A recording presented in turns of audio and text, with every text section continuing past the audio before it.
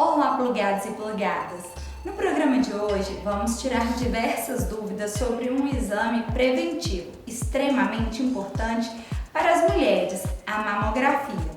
O câncer de mama é o mais incidente em mulheres de todas as regiões do Brasil, com taxas mais altas nas regiões sul e sudeste. E a mamografia é extremamente importante para a detecção precoce do câncer de mama.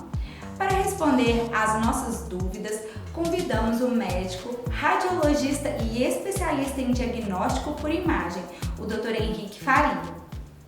Doutor, muito obrigada pela presença, aceitar nosso convite novamente para o Plugado. Eu que agradeço. Foi um sucesso, né? O tomógrafo, o pessoal vem nos perguntando, a gente recebe muitas dúvidas sobre a questão do exame, né, de mamografia. E o senhor poderia falar qual que é o propósito deste exame? Bem, a mamografia é um exame muito importante e é um exame que tem a sua importância dentro do rastreamento do câncer de mama. O que é o rastreamento de câncer de mama? É tentar detectar precocemente o tumor de mama em mulheres assintomáticas. Então isso é um conceito importante. Para que seja um rastreio, para ser rastreamento, a mulher não tem que estar sentindo absolutamente nada na mama. Porque a partir do momento que ela tem algum sinal ou sintoma na mama, deixa de ser rastreio. Aí se torna que é aquele de... Diagnóstico, exatamente. Então assim, já adiantando a pergunta aí, então a mamografia de rastreio, mulheres assintomáticas que fazem um exame a cada período determinado. Já a mamografia diagnóstica, geralmente ela até complementar mais com o ultrassom, né? A gente já faz ultrassom e faz a mamografia. Aí para ser mamografia diagnóstica, ela já tem que estar com algum sinal ou sintoma, um nódulo, uma queixa, né? Uma secreção mamilar, alguma coisa assim. Ah, entendi. E quais são os benefícios de se fazer esse exame? Bem, o objetivo do rastreamento do câncer de mama é tentar pegar o mais precocemente possível o tumor. A gente sabe que quanto mais precoce é o estadiamento do tumor, isto é, o grau que o tumor está, melhor é o prognóstico da doença, isto é, melhor é o resultado final, né? Seja ele cirúrgico ou não, mas vai melhorar o desfecho final da doença da mulher. Ah, entendi. E poderia me falar quem que deve fazer a mamografia, com qual frequência, se o homem também faz? Boa pergunta, né? Então nós vamos entrar aí já numa pergunta polêmica, né? Por quê? Porque a gente tem vários protocolos de rastreio, isso a nível mundial. Né? Só para você ter uma ideia, dentro do nosso próprio país, a gente tem 2 protocolos de rastreio. Um protocolo é do Ministério da Saúde, junto com o INCA, né?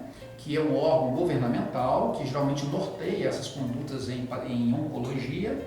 De acordo com o Ministério da Saúde e com o INCA, as mulheres devem realizar a mamografia a partir dos 50 anos, a cada 2 anos, bienal. Então esse é o protocolo do Ministério da Saúde.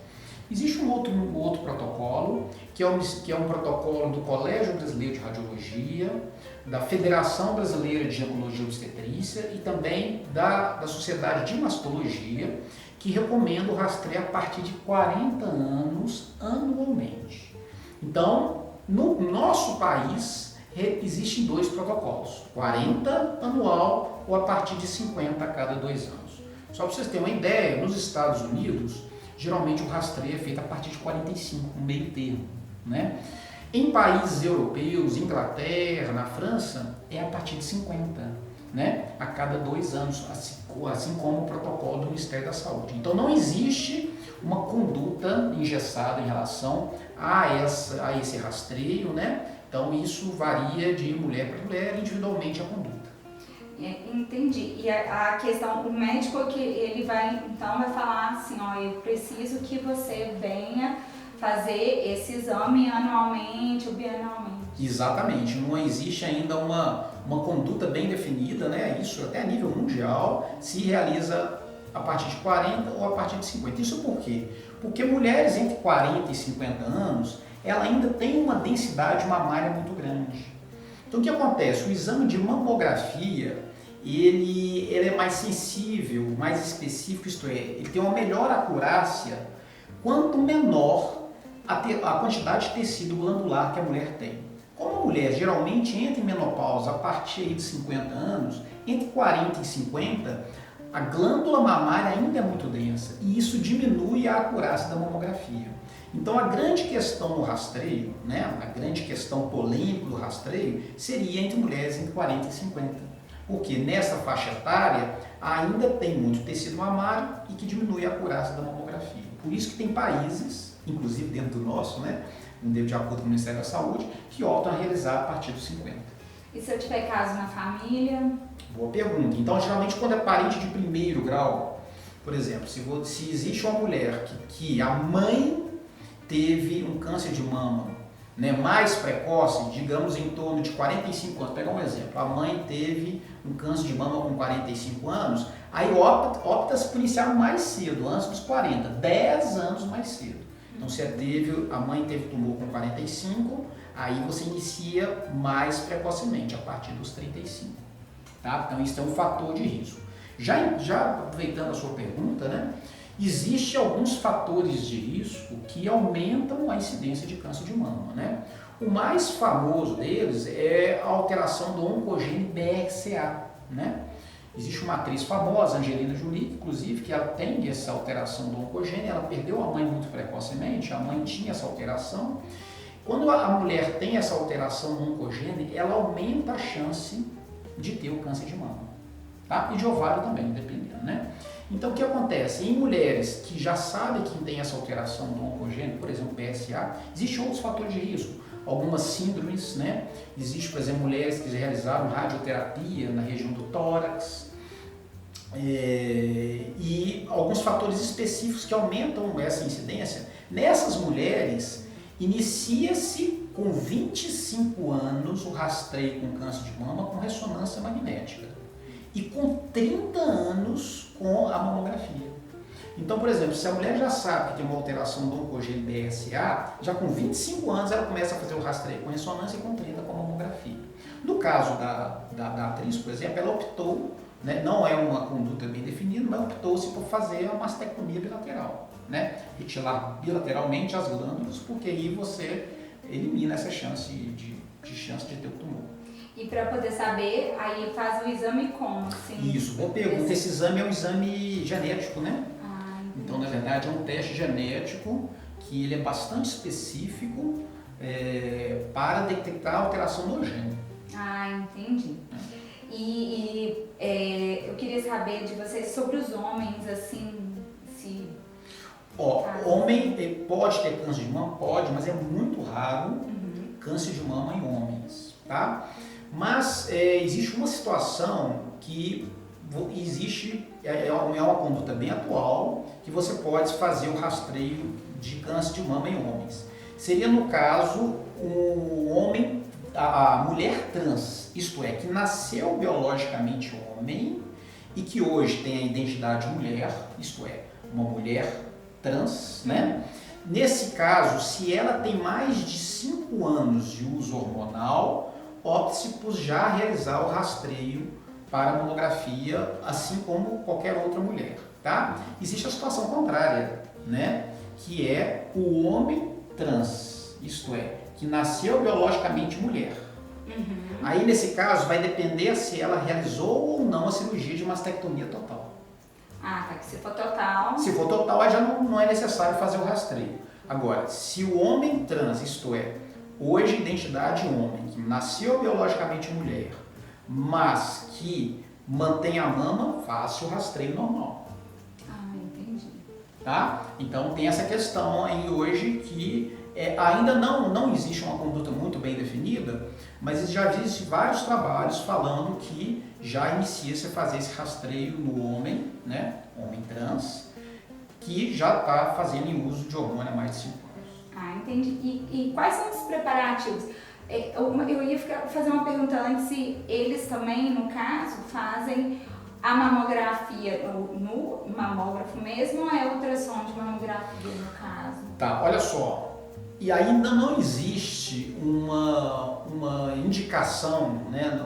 Os trabalhos científicos ainda não mostraram que o ultrassom é um método de imagem eficaz para rastreio de câncer de mama. Tá? O ultrassom é um exame muito importante para a mama, mas ele é importante para diagnóstico e para complementar algum achado que a mamografia apareceu. Tá? Mas, primariamente, o ultrassom como rastreio ainda não se mostrou um método benéfico para diagnóstico precoce de câncer de mama. Ele complementa a mamografia e ele é usado como método de diagnóstico, não como rastreio. Ah, tá. E agora surge uma outra dúvida e eu volto na outra que eu tinha feito. Mulheres que têm silicone, seios pequenos, conseguem fazer o exame de mamografia? Consegue sim. A questão do silicone é que quando a mulher já usa a prótese de silicone, a gente tem que fazer 2 incidências adicionais, né? Que é uma manobra que a gente fala de Ekelund, para jogar a prótese para trás para a gente pegar só o tecido mamário. Então é totalmente possível, a gente só vai fazer 2 incidências a mais. Em relação à mulher ter seio pequeno, isso não impede também dela de realizar a mamografia, tá? E já aproveitando, entrando nesse assunto, né? A mamografia é um exame que é necessário que a gente faça a compressão da mama, né? E a gente faz algumas mulheres reclamam e tudo, a gente não consegue fazer o exame de mamografia sem fazer a compressão, porque se não fizer a compressão, cai muita qualidade do exame, né? Começa a ter artefato de movimento, começa a ter sobreposição de tecido glandular, que pode simular alguma lesão. Então a gente tem que minimamente dar uma compressão mínima que o mamógrafo pede para que seja realizado uma técnica adequada ao exame. Ah, entendi. Quanto tempo que demora para fazer o exame? Olha, isso varia de mulher para mulher, né? Às vezes, tecnicamente, por exemplo, às vezes uma mama um pouco maior é até mais difícil tecnicamente do que uma mama menor, porque a técnica às vezes tem a dificuldade de posicionar a mama adequadamente. Então, não é um exame demorado, mas é um exame em torno de 10, 15 minutos, é realizado tranquilamente, mas que varia de mulher para mulher. Então, uma dor, assim, super suportável e que vale a pena senti-la, né? Olha, diagnóstico, sim, né? Sim. Olha, é importante, não há dúvida, mas dor é algo muito subjetivo, né? Então, varia de indivíduo para indivíduo. Então, assim, é muito complicado a gente falar, olha, de falar para a mulher que não vai sentir dor, porque pode ser que algumas mulheres sintam uma dor mesmo, mas tem mulheres que não sentem dor nenhuma, né? Como é uma coisa que varia da subjetividade de indivíduo para indivíduo, então é uma pergunta difícil de responder, mas que não há dúvida que os benefícios, né, são muito grandes da mamografia, né? Então, apesar de às vezes algumas mulheres sentirem esse incômodo, não há dúvida que isso é muito importante, né? Entendi. E voltando na pergunta anterior, me fala quais são como uma mulher deve se preparar para fazer o exame? Tá, não existe nenhum preparo específico, a gente só orienta a mulher porque existem alguns desodorantes, né, que dependendo que a mulher usa, pode deixar algum resíduo na mama e quando faz a mamografia, a gente vai ver a imagem, fica alguns artefatos. Então a gente só recomenda não usar desodorante, né? Por exemplo, se ela for fazer de manhã, né, na noite que antecede, né, ou no dia, para evitar que tenha esse artefato. Então, a última vez que ela tomar banho, depois, antes da mamografia, né, no último banho, ela já não usar esse desodorante para evitar esse tipo de artefato. Creme não influencia, não? A gente evita creme também, geralmente creme não, é mais desodorante mesmo. A gente já pede para não usar nem creme, nem desodorante, né? Para, às vezes a mulher pode confundir, existem alguns desodorantes que são tipo meio creme, alguns desodorantes meio rolon e tal. Então a gente já orienta isso tudo, não usar nem creme, nem desodorante, né? Após o último banho que ela tiver antes do exame complementar de mamografia. Entendi. Legal. E as especialidades médicas que solicitam o exame? Olha, qualquer médico, né, com CRM, ele pode solicitar o exame de mamografia, então ele pode ser solicitado por médico de família, pelo clínico, pelo ginecologista obstetra, pelo próprio mastologista, oncologista, então não existe uma especialidade, enfim, que específico para pedir o exame, né, qualquer médico pode solicitar esse exame. E depois, quais são os passos seguintes? A pessoa fez a mamografia e detectou uma anomalia. Pois é, se tiver alguma anormalidade do exame de imagem, aliás, a paciente fez o exame de imagem, a gente já recomenda retornar nesse médico que solicitou o exame, né? Seja ele um clínico, seja ele um ginecologista obstetra, mastologista e tal. Porque é ele que vai saber interpretar os resultados daquele laudo, né? A gente usa um léxico, né, norte-americano, né, há alguns anos já usa, chama BIRADS, e nesse BIRADS existem algumas siglas, né, que têm que ser interpretadas, né? Então, toda vez que a mulher faz esse exame, a gente já orienta a retornar ao médico solicitante. No caso do médico solicitante, né, ter esse laudo e tiver alguma alteração, né, pode ser que ele peça uma opinião para um médico especialista, um mastologista, ou até um ginecologista obstetra que tem uma subespecialidade direto com mama, para poder avaliar isso, mas a gente sempre pede para o médico que solicitou fazer essa primeira interpretação. Legal. E usa-se contraste igual usa-se na tomografia? Não, a gente não usa contraste. Antigamente, em alguns casos específicos, a gente utilizava contraste, mas hoje não utiliza mais contraste, né? Então é um exame que não utiliza contraste. Então é mais tranquilo. É importante você salientar, assim, não utiliza contraste, mas voltando àquele assunto, né, da radiação, que nós já falamos na primeira aula, existe um grau de radiação do câncer de mama. É um grau pequeno de radiação e que os trabalhos mostraram que isso não interfere em riscos aumentados de outros tipos de câncer.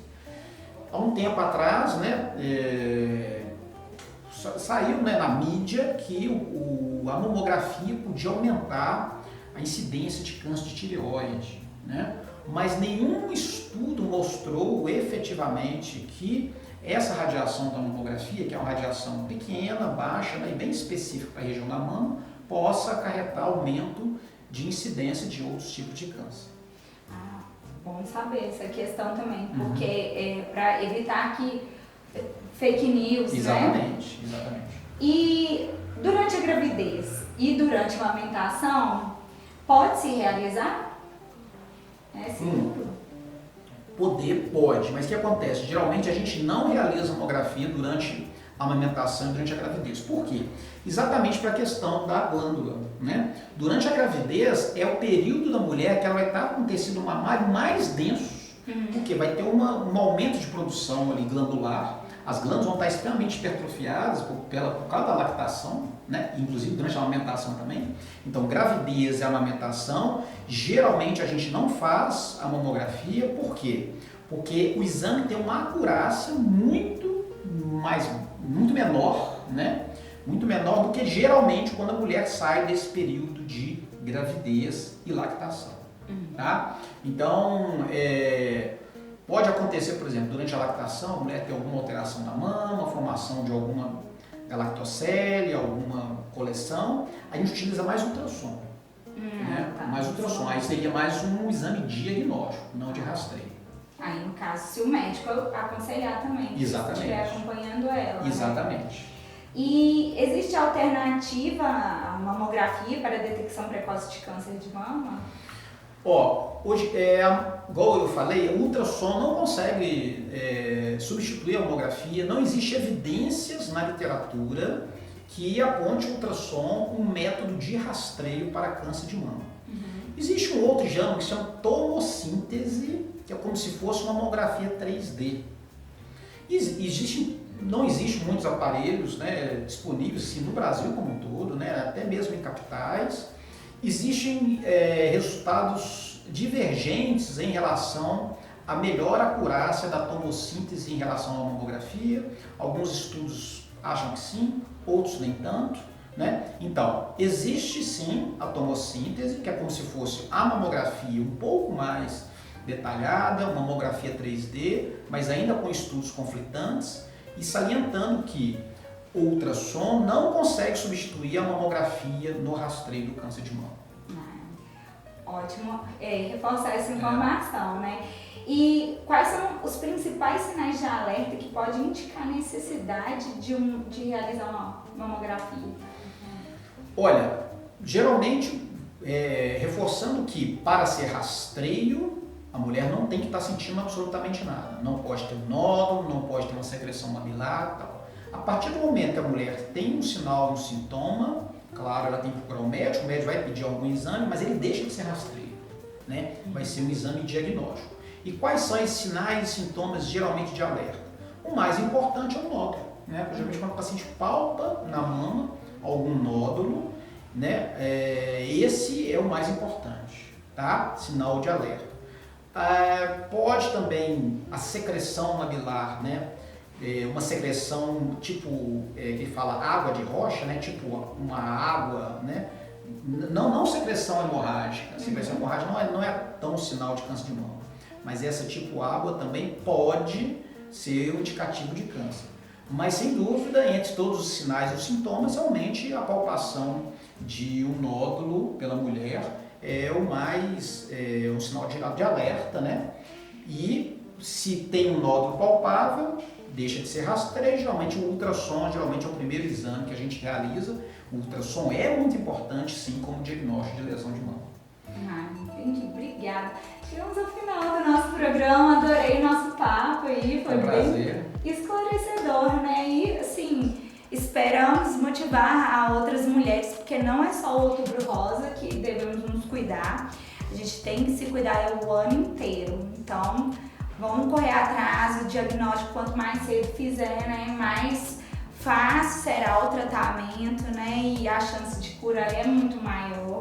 Então, contamos com todas vocês. Curta, compartilhe, distribua esse vídeo para todos que precisarem, né? Muito obrigada e ficamos por aqui. Um forte abraço!